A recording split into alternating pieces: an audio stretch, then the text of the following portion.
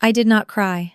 I did not call him. I sat in the parking garage of the Meridian Hotel in downtown Charlotte, engine off, hands folded in my lap, and I watched my husband walk through the lobby doors with his hand on another woman's back. Not rushing, not nervous, comfortable, like he had done it 100 times before, like he owned the place. He probably thought he did. He had been using my credit account to book it. I did not get out of the car. I did not confront him in the lobby. I did not make a scene in front of the valet or the front desk staff or the other guests checking in on a Friday evening.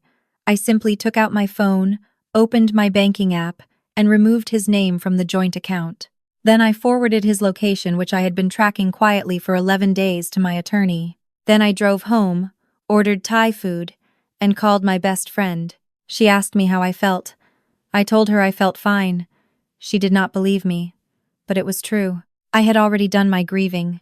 The moment I found the first hotel receipt 3 weeks earlier, something in me had gone very still and very focused, the way it does when I am closing a business deal or presenting to investors. My heart had understood what my brain needed time to catch up to. By the time I drove to that hotel and saw him with my own eyes, I was not heartbroken. I was ready. Let me back up. My husband and I met 7 years ago at a rooftop networking event in Atlanta. He was charming in the way that men are charming when they want something from you: attentive, funny, full of questions about your work. I was 26, running a small but growing marketing consulting firm I had built from my apartment, with one laptop and one client I had convinced to take a chance on me. He was in pharmaceutical sales, good-looking, well-dressed. He laughed at the right moments and remembered the name of my first client when he brought it up again on our third date. I thought that was attentiveness. I know now it was reconnaissance. We got married 4 years later. By then, my firm had 17 employees, 3 major healthcare clients, and a proprietary client analytics system my team had spent 2 years developing. My husband had left pharmaceutical sales and joined my company as head of business development. It made sense on paper. He was good with people, good at pitching, and he understood the healthcare sector. What I did not understand, what I would not understand for another 3 years, was that he had also become very good at forwarding confidential client data to a competing firm called Viridian Group, who had been paying him $8,000 a month into a private account I did not know existed. I found out because of a name. One of my analysts flagged an anomaly in our client retention numbers. A healthcare network we had served for 4 years had quietly moved their contract to Viridian Group without any formal negotiation, without a single complaint, without even a goodbye. I called the network's director myself. She was uncomfortable but honest. She told me Viridian had approached them with a proposal that referenced internal data, specific numbers, specific projections that only someone with access to our system could have known. I did not say a word to my husband that evening. Instead, I called my attorney. She referred me to a forensic accountant. Together, over the next 3 weeks, we built a picture that was worse than I had imagined. My husband had been sending files, client contracts, proprietary analytics reports, internal pricing structures to a personal email account for 14 months.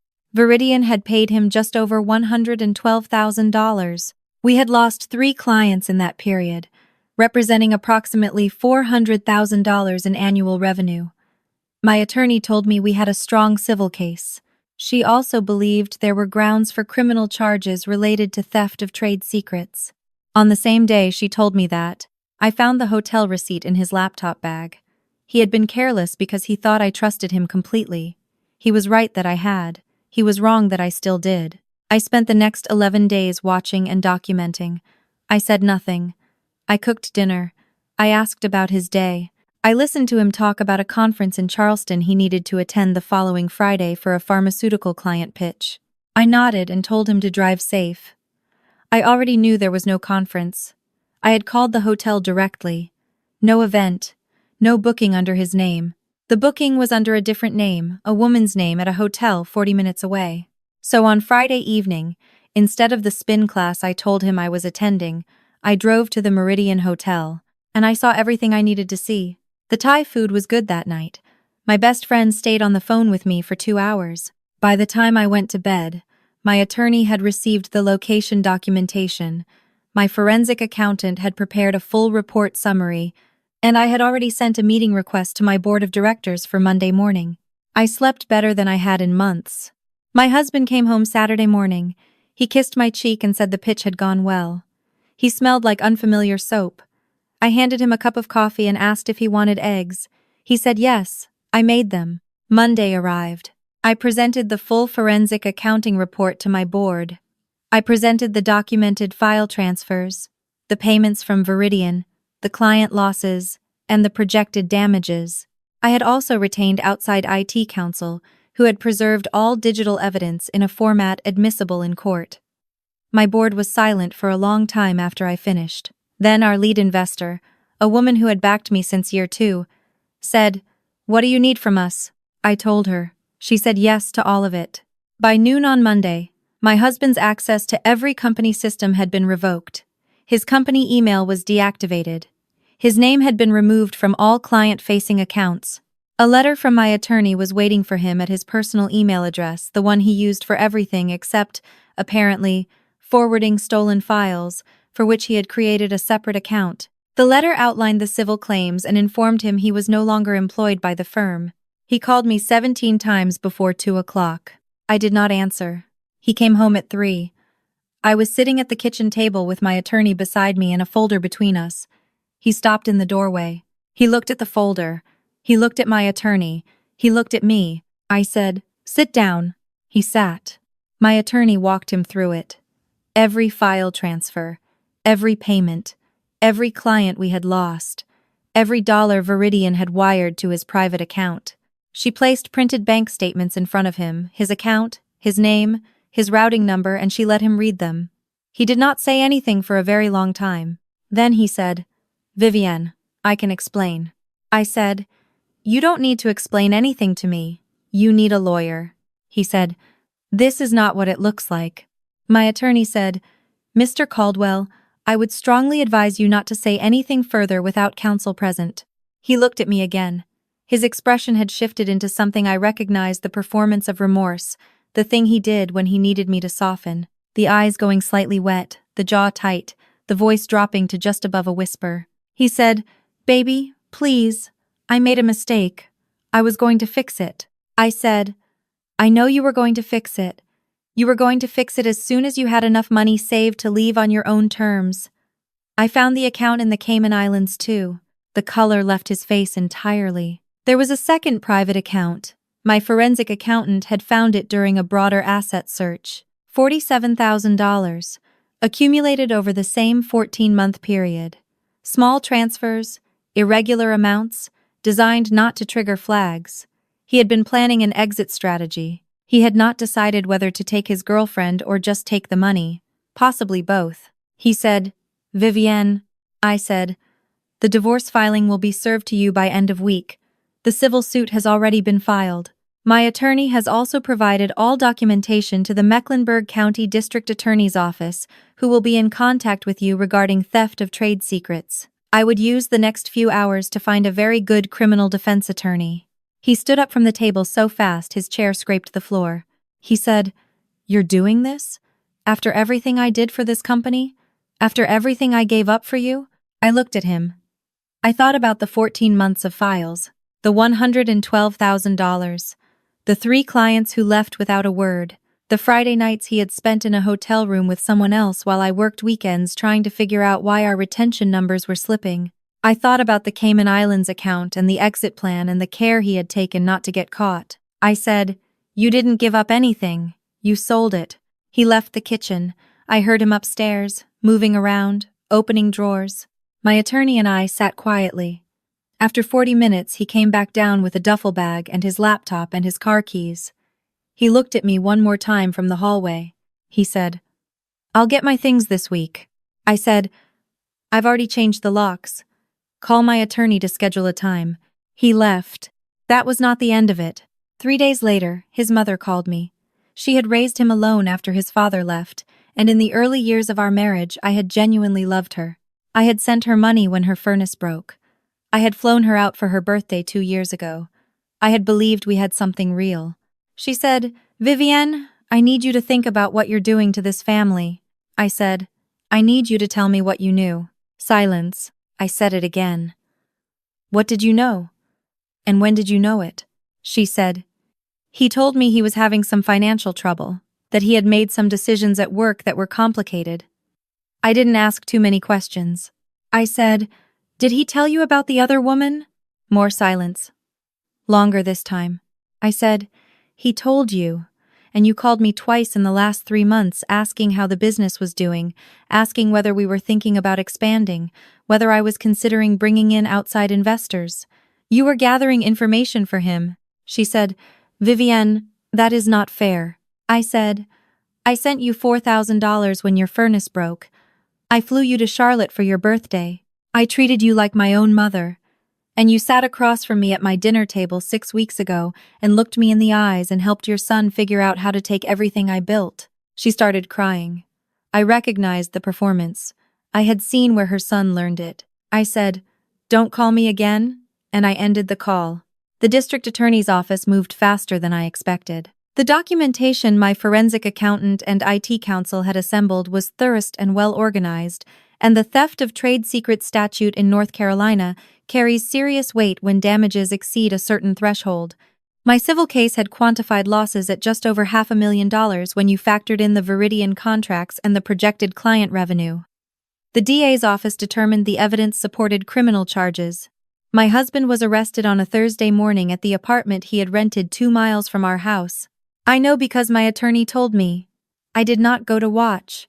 His girlfriend, the woman from the hotel, who it turned out had been his contact at Viridian Group, the one who had facilitated the payments and helped him understand what data they wanted, was also named in the investigation. She had been employed by Viridian for 2 years, specifically to cultivate relationships with competing firms. My husband was not her first. He was, investigators told my attorney, simply the one who had been most cooperative. She had told him it was just business. She had also told him, based on text messages retrieved during the investigation, that once he had enough money saved, they could relocate to Portugal. She had looked up property listings. She had sent him photos of apartments in Lisbon. She had called him her future. He had believed her. When the charges came down, Viridian Group moved to distance themselves from her immediately. They placed her on administrative leave within 48 hours. By the end of the month, she had been terminated and named in the civil suit my attorney had expanded to include the company directly. Viridian's in-house legal team called my attorney to discuss settlement. My attorney told them we would be in touch. There is something I want to say here, because I think it matters. I have been asked by people who heard pieces of this story, by friends who knew us as a couple, by one journalist who reached out after the civil suit became public record, whether I felt angry, whether I felt humiliated, whether I wished I had seen it sooner. The honest answer is that I felt all of those things, but not at the times people expected me to feel them. I felt them in the 3 weeks after I found the first hotel receipt, when I was still processing everything alone. I felt them late at night, in the quiet of a house I had bought with money I had earned, wondering what it meant that the person I had trusted most had been methodically taking from me for over a year. But by the time I sat across from him at that kitchen table, I was past all of that. Grief is not useful when you are in the middle of protecting what is yours. You do the grieving first, in private, and then you get to work. My company did not collapse. I want to be clear about that, because I think it is the part of the story people assume without asking. We lost 3 clients. We recovered 2 of them once the situation became public and they understood what had happened. The third had signed a multi-year contract with Viridian and could not exit it, but their director called me personally to apologize. We signed them back the following year. We hired 2 new analysts. We rebuilt the affected client data systems with enhanced security protocols. My lead investor introduced me to a healthcare network in the Southeast that became our largest client to date. The firm is doing better now than it was before any of this started. I rebuilt it the same way I built it the first time. 1 client, 1 decision, 1 day at a time. The divorce was finalized 5 months after I served him. He contested nothing. His criminal defense attorney had advised him that cooperation in the civil matter would likely be viewed favorably in the criminal proceedings, and so Viridian Group's settlement offer, which covered the majority of my documented losses, was agreed to without prolonged negotiation. My attorney was excellent. She had done this before.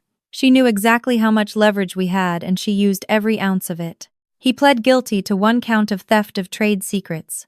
The sentencing guidelines allowed for the judge to weigh cooperation and restitution, and so he did not go to prison. He received 3 years of probation, a significant fine, and a permanent record that will follow him into every professional background check for the rest of his career. His girlfriend received a separate plea deal in a related proceeding. I was not in the courtroom for either of them. There is one more thing I want to tell you, and it is the part that still surprises me when I think about it. 2 weeks after the divorce was finalized, I received a message through my company's contact form. No last name, just a first name, Diane. She said she was an attorney with the U.S. Attorney's Office for the Western District of North Carolina and that she had followed the civil proceedings with interest.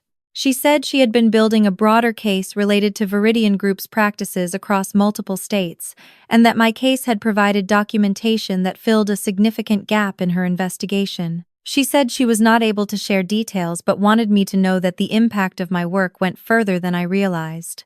She also said, and this is the part I think about, that she had seen many cases like mine, and that what distinguished them was not the financial damage or the legal strategy, but the decision made in the very first moment of knowing, the decision not to react, not to escalate emotionally before the evidence was secured, the decision to be, in her words, the calmest person in the situation. I wrote back and thanked her. Then I went back to work. I want to be clear with you about something. If you are watching this and you are somewhere in the middle of your own version of what I went through, the calm is not natural. It is not something I had always been capable of. It is something I chose, deliberately, because I understood that the moment I showed my hand too early, I would lose the advantage. And I had worked too hard, for too long, on too many early mornings and late nights, to lose anything else. He had a plan. I made a better one. That is the whole story. My firm is called Callaway Consulting. It is mine. It has always been mine. Every client, every contract, every dollar of revenue, I built that. He did not take it from me. He tried, and he failed, because I found out before he could finish, and I moved faster than he thought I was capable of. He used to call me the cautious one. Said I was too careful, too slow to trust my instincts, too focused on protecting what I had instead of taking risks. I think about that sometimes. I think about it and I smile. If you are still watching, thank you for being here. If any part of this felt familiar to you, I want you to know that familiar does not mean permanent. It means information. And information, used correctly, is the most powerful thing you will ever hold. Take care of yourself. Know what you have built. And if someone tries to take it from you quietly, make sure your response is louder than they planned for.